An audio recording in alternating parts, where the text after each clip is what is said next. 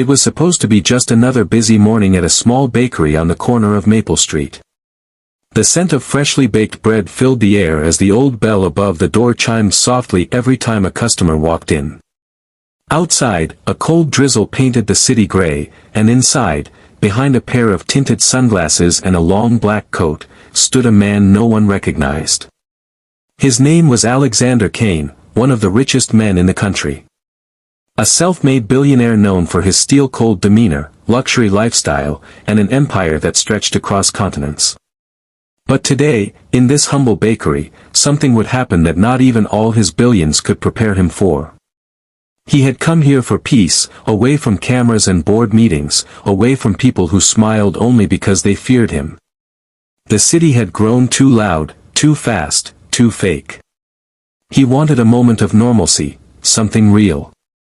So he stopped by this little shop, drawn by its warmth and simplicity. He ordered a cup of black coffee and a small loaf of bread, maybe out of nostalgia, maybe out of loneliness. The total came to just $6. He pulled out his sleek black card, handed it over to the cashier, and waited. Then, the sound that followed sliced through the air like a knife, declined. The cashier, a young woman with trembling hands, tried again. Declined. Alexander frowned.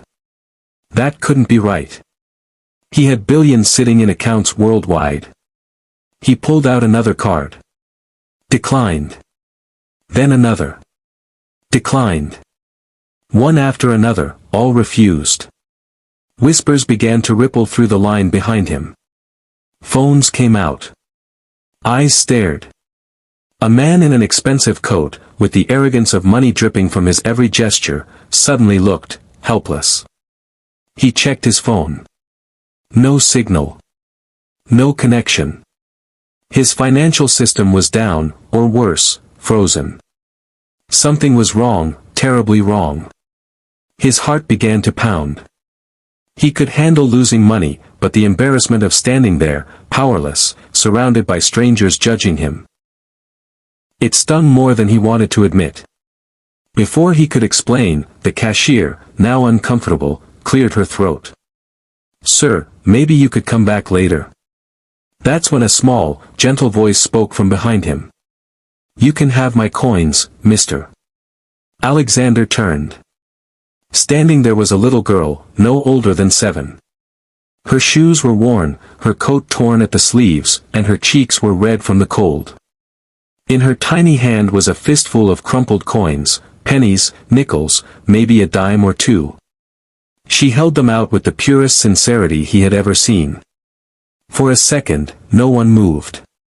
The whole bakery went silent. Alexander just stared at her, speechless. The billionaire who had everything was now being offered help by someone who had nothing. Sparkles, if you believe in kindness, in second chances, in the magic of pure hearts, then please like, comment, share, and subscribe to MJ Kindness Moments.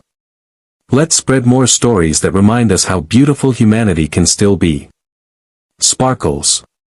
Alexander knelt down slowly, his throat tightening. "Little one, you don't have to," but she pressed the coins into his palm with a smile. "Mommy says helping is good, even if it's small," she said softly. The cashier looked on, eyes glistening. The man behind the girl whispered to his wife, "Is this real?" Alexander couldn't say a word. He accepted the coins, more out of humility than need, and paid for his bread and coffee. As he walked out into the drizzle, the warm loaf in hand, his mind spun. He didn't even know the girl's name. But that moment, those few seconds of pure kindness, cracked something open inside him that he had long buried beneath years of pride and power. Alexander sat in his car for nearly an hour, staring blankly through the windshield as raindrops slid down like tears. He thought about how he had spent years climbing ladders, making deals, and crushing competition, only to realize he had built walls around himself so high that no one could reach him. His wealth had isolated him. People respected him, but no one truly cared for him. He couldn't remember the last time someone had done something selfless for him, not for his money, but for him. He wanted to find the girl again. He needed to. Over the next few days, Alexander returned to the bakery every morning, hoping she would appear again. Each day, he ordered the same coffee and bread, and each day he left disappointed. On the fifth day, just as he was about to leave, he noticed her across the street. She was sitting beside a woman, her mother, near a bus stop, selling handmade paper flowers. Their clothes were simple, their faces tired, but the girl's eyes were bright, full of the same light that had touched him days before. He crossed the street, heart pounding like he was walking into a meeting that mattered more than all his boardrooms combined. The mother looked up nervously as he approached.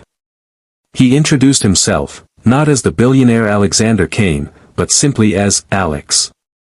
He thanked the girl for her kindness that day, and she beamed.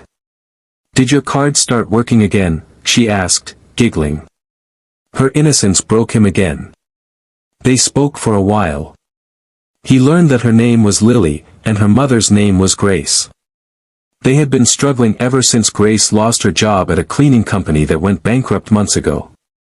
Lily was selling flowers to help buy her schoolbooks. Sometimes, they couldn't even afford a full meal. And yet, when she saw him in trouble, Lily didn't hesitate to help. That night, Alexander couldn't sleep. The image of Lily offering him those coins kept replaying in his mind. He thought about his wealth, his towering penthouses, luxury cars, private jets, and how little meaning they held compared to that small, selfless act. He decided he had to do something, not out of guilt, but gratitude. The next morning, Alexander arrived again at the bus stop. But this time, he wasn't in his black coat and sunglasses. He was in a simple shirt, holding a small bag of groceries, and an envelope. Grace hesitated when he offered it, afraid it might be charity. But he assured her it wasn't, it was a thank you. Inside the envelope was a letter and a scholarship certificate for Lily to attend the best school in the city, along with a new apartment lease fully paid for a year. Grace broke down crying. Lily hugged him tightly, whispering, "See, Mommy. Helping is good luck." For the first time in years, Alexander laughed, a real, genuine laugh that came from somewhere deep inside. Days turned into weeks, and Alexander kept visiting. Not as a billionaire, not as a savior, but as a friend. He would sit with Lily as she showed him her schoolwork, or help Grace fill out forms for her new job. Slowly, his world began to change. He started smiling more, sleeping better, even feeling human again. The empire he had built no longer felt like chains, it felt like a tool he could use for good.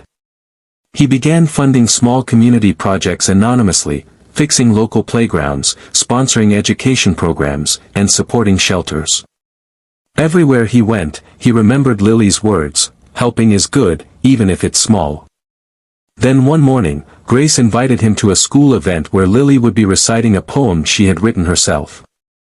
He accepted, sitting quietly in the back as the little girl stepped onto the stage.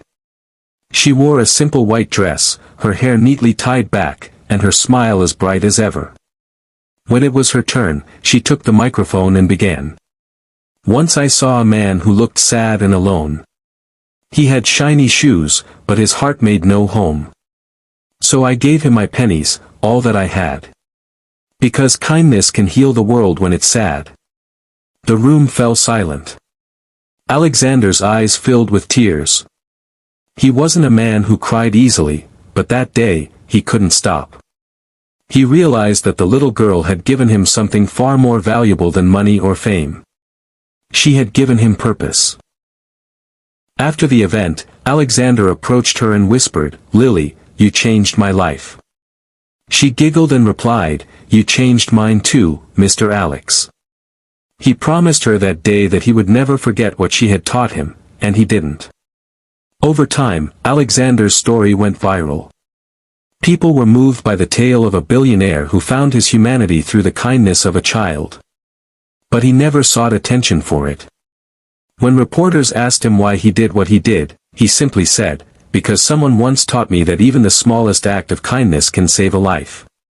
In my case, it saved my soul." Years later, Lily grew up to become a teacher, opening her own foundation to help underprivileged children. She often told her students, "You never know what someone's going through. Sometimes, a smile, a helping hand, or a few coins can change everything." Alexander remained part of her life like family, watching her blossom into a young woman full of the same light that had first touched him. He never forgot the day his card was declined, because that was the day his heart finally accepted the truth, that wealth isn't measured by what you keep, but by what you give. Sparkles, if this story touched your heart, please take a moment to like, share, and subscribe to MJ Kindness Moments. Let's remind the world that compassion still exists, and that one small act can change everything. Sparkles. Speech balloon special request, comment below. Kindness is priceless, if you believe that even a single good deed can create a ripple that changes lives. And so, the man who once owned everything found the one thing he had been missing all along, humanity. Because sometimes, when your card is declined, it's the universe's way of making sure your heart is approved. Red Heart.